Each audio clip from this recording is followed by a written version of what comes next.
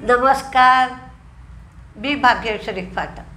Market आणि मी हा सोप्या मराठीतून शेअर मार्केट समजावून सांगण्याचा माझा एक उपक्रम आहे.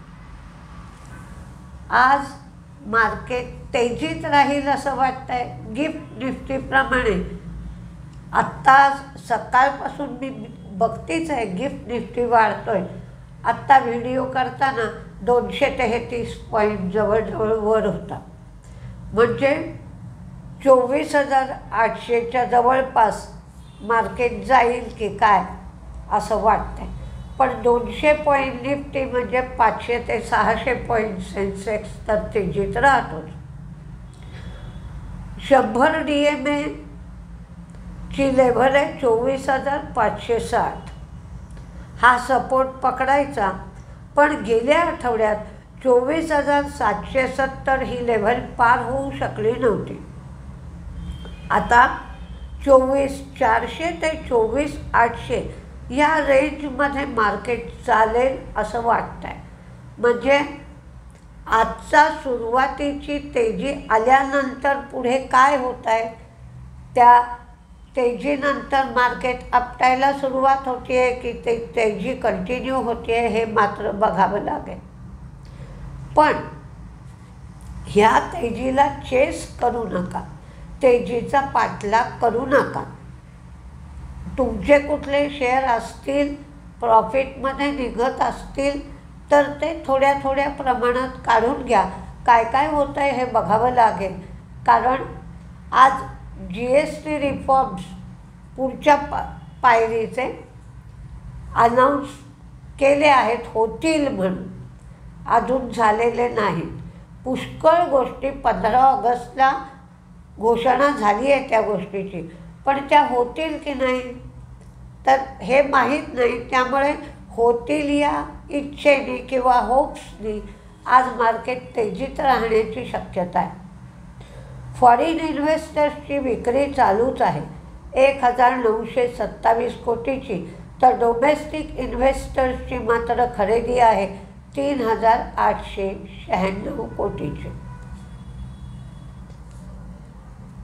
CPI कमी झाला आपला, WPI सुद्धा कमी झाला, तरी मार्केट काही फारसं उत्साही गेल्या आठवड्यात दिसलं नाही. अमेरिकेने जे आपल्याला 50% टॅरिफ लावणार सांगितलं, तर त्याविरुद्ध ॲक्शन घेण्यात आली. अमेरिकेमधून जे क्रूड येतं त्याच्यावर बंधन घालण्यात आलं. अमेरिकेचं सोयाबीन घेतलं नाही आणि अमेरिकेकडून जे कॅलिफोर्निया आल्मंड्स येतात किंवा बदामी येतात त्याची ही ट्रिप परत पाठवण्यात आली. अमेरिकेत मार्केट तेजीत गेलं, कारण त्यांना आता एक अपेक्षा वाटते आहे की सप्टेंबरच्या रिव्ह्यूमध्ये फेड इंटरेस्ट रेट कमी करेल आणि त्या अंदाजाने त्यांचं मार्केट त्या दिशेने चाललं आहे. KEC इंटरनॅशनलला 1,402 कोटीची ऑर्डर मिळाली. गोदरेज प्रॉपर्टीचं नेट डेट म्हणजे निव्वळ कर्ज 42% वाढलं आहे, ते 4,637 कोटी झालं आहे आणि डेट इक्विटी रेशो 0.26 एवढा झाला आहे. वेदांताने scheme of arrangement modification prior consent न घेता केलं म्हणून सेबीने त्यांना वॉर्निंग दिली. ICICIने ऑल टाईम प्लास्टिक्सचे 10 कोटीचे शेअर विकले.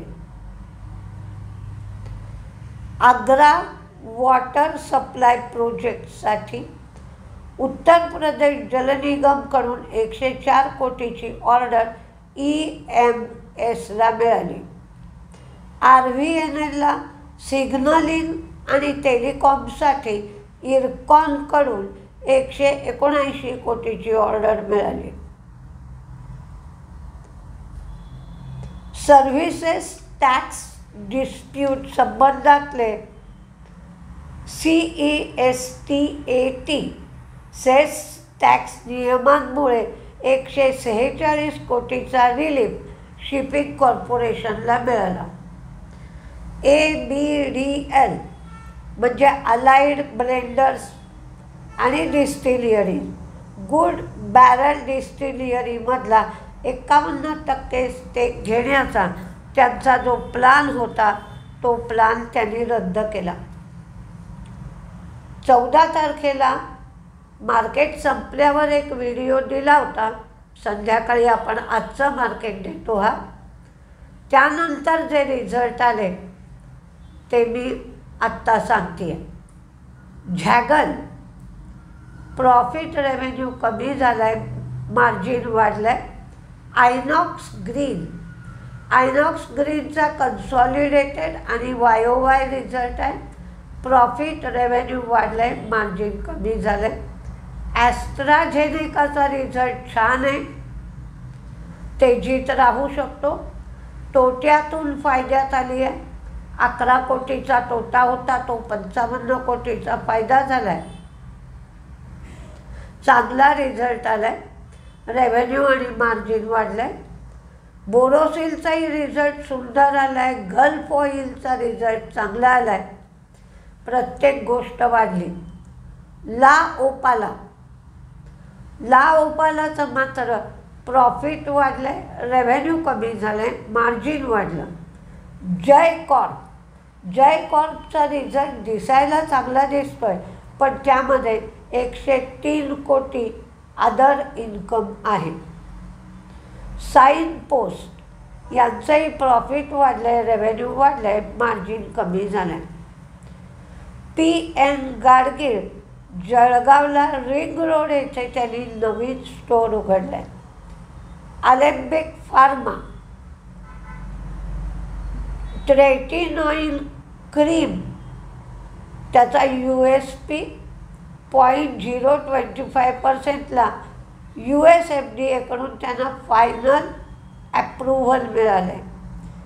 KPIT tech, Caresoft global technology, Caresoft engineering आणि केअर ग्लोटेक हे घेण्यासाठी सुरुवातीची पेमेंट त्यांनी $50 मिलियन एवढी केली आहे. आता काय काय घोषणा झाल्या तर ट्रम्पनी जे 25% अतिरिक्त टॅरिफ लावले होते ते हटवण्याची शक्यता निर्माण झाली आहे. GSTचे रिफॉर्म्स पण होतील आणि GSTचा 28% दर जो होता तो हटवला जाणार आहे. म्हणजे 4 दर होते पूर्वी, 5%, 12%, 18%, 28%. ते 4 दर नाहीसे होऊन आता फक्त 2च दर राहतील. आपण जे खराब किंवा समाजाला घातक असे जे प्रॉडक्ट्स म्हणतो त्याच्यापैकी 5 ते 7 प्रॉडक्ट्सवर 40% GST लागणार आहे. विम्यावरचा म्हणजेच इन्शुरन्सवरचा GST 0 ते 5% एवढा लागणार. नॉन ॲलॉय स्टील प्रॉडक्टवर अँटी डम्पिंग ड्युटी सुरू राहील. ऑनलाईन गेमिंगवर 40% GST. एकंदरीत GSTवर मात्र सेस लागणार नाही. म्हणजे ज्यांचा GST आज 28%च्या वर आहे, सिमेंट कंपन्या वगैरे, तर त्या शेअरमध्ये आज तेजी राहू शकते. जे समाजाला घातक अशा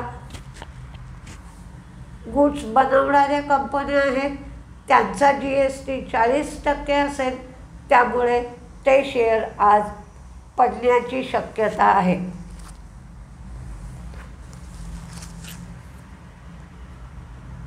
globe civil project Haryana cricket असोसिएशनकडून इंटरनॅशनल क्रिकेट स्टेडियमसाठी 222 कोटीची ऑर्डर मिळाली. स्वान एनर्जी प्रॉफिट कमी झालं आहे, रेव्हेन्यू वाढलं, मार्जिन कमी झालं आहे, रिझल्ट कमजोर आहे. एन एफ एलचा सुद्धा रिझल्ट कमजोर आहे, लॉस वाढला आहे, रेव्हेन्यू कमी झाला आहे, मार्जिन वाढलं आहे, पण यांनी ₹1.56 एवढा डिव्हिडंड दिला आहे. जमुना ऑटो प्रॉफिट कमी झालं आहे, रेव्हेन्यू वाढला आहे, मार्जिन कमी. वेलॉर इस्टेटचा रिझल्ट चांगला आहे, तोट्यातून फायद्यात आली आहे. 13.6 कोटी तोटा होता, त्याचा 12.5 कोटी फायदा झाला आहे, रेव्हेन्यू वाढला आहे. जिंदाल वर्ल्ड वाईड प्रॉफिट कमी झाला, रेव्हेन्यू वाढला, मार्जिन कमी झाला. व्होडाफोनचा लॉस कमी झाला आहे, रेव्हेन्यू वाढला आहे, मार्जिन कमी झालं आहे आणि त्यांचे आरपूसुद्धा वाढलेत. काहीशी सुधारणा दिसते, ते पण त्याचा परिणाम शेअरवर होईल की नाही हे मात्र जरा कठीण दिसत आहे. आरपूस 175 होते, ते 177 झालेत, म्हणजे सगळीकडेच थोडी थोडी सुधारणा आहे.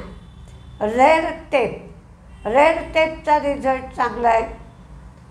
टिप्स हे तोट्यातून फायद्यात आले. 6.7 कोटी तोटा होता, त्याचा 4.74 कोटी फायदा आहे, रेव्हेन्यू वाढला आहे, मार्जिन 7.41 आहे.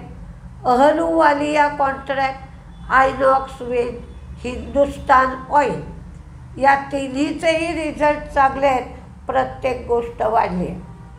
पतंजली फूड्स प्रॉफिट कमी, मार्जिन कमी, रेव्हेन्यू वाढलं. हिंदुस्तान कॉपर प्रॉफिट रेव्हेन्यू कमी, मार्जिन वाढलं. ग्लेनमार्क फार्मा प्रॉफिट कमी, रेव्हेन्यू वाढलं, मार्जिन कमी. पण हा कन्सॉलिडेटेड आणि वाय रिझल्ट आहे, त्यांना वन टाईम गेन 323 कोटीचा वन टाईम गेन झाला होता. आता कुठले शेअर तेजीत, कुठले शेअर मंदीत राहू शकतात ते बघूया. पण तुम्ही हे शेअर वॉच लिस्टवर ठेवा, काय काय होत आहे हे पाहता येईल आणि मग तुम्हाला फंडामेंटल आणि टेक्निकल दोन्हीचा विचार करून जर ट्रेड घ्यावासा वाटला तर घ्या. पण अजूनही मार्केट स्थिर झालं नाही, त्यामुळे ट्रेड घेताना प्रमाण कमी ठेवा, म्हणजे नुकसान होण्याची शक्यता कमी राहील. गेल्या एवढ्या दिवसात जवळजवळ 45 दिवस रिझल्ट चालले. मी रिझल्ट सांगितले, पण यावेळेला ठरवलं आहे की मार्जिन कमी झालं तर त्याचा अर्थ काय निघतो, रेव्हेन्यू कमी झालं तर काय होतं आहे, हे सगळं तुम्हाला मी डिटेलमध्ये मार्केटच्या श्री गणेशामध्ये किंवा रेग्युलर व्हिडिओमध्ये सांगणार आहे. तेजीमध्ये Asian paint, Zomato, Dixon, Ahluwalia, Amber, Zaggle, ICICI bank, HCL tech, Shree cement. आज सिमेंटच्या शेअरकडे लक्ष द्यायला हरकत नाही, कारण त्यांचा GST कमी होण्याची शक्यता आहे.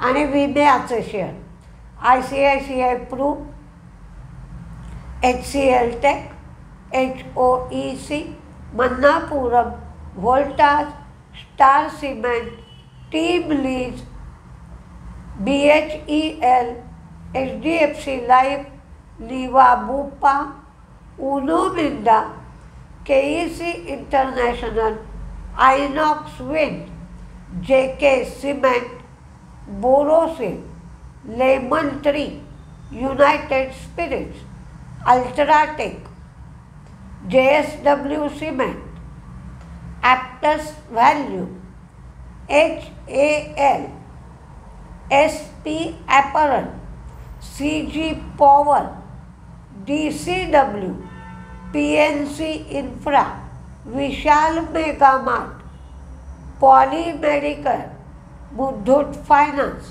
आणि EMI.